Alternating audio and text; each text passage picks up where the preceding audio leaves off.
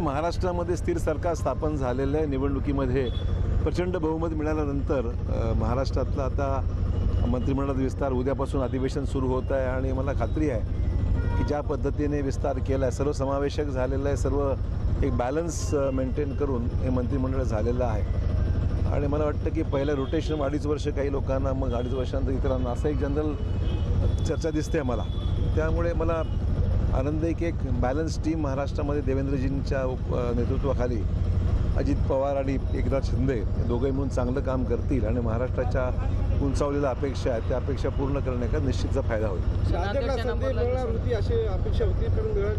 ठीक आहे, मंत्रिमंडळ बऱ्याचशा वेळेस कर म्हणजे आता याच परभणीला मिळाली, बीडला संधी मिळाली, त्यामुळे आम्हाला त्याचाही आनंद आहे. मराठवाडा म्हटल्यानंतर इतरही जिल्ह्यांना संधी मिळणं आवश्यक होती. नांदेडला या भविष्यात कधी ना कधी मिळेलच. 2.5 वर्षानंतर मिळेल का मग?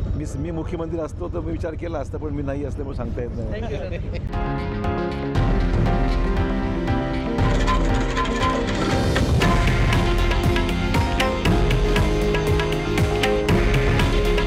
हे आहे देशातील नंबर 1 न्यूज नेटवर्क आणि आपण पाहत आहात TV9 मराठी.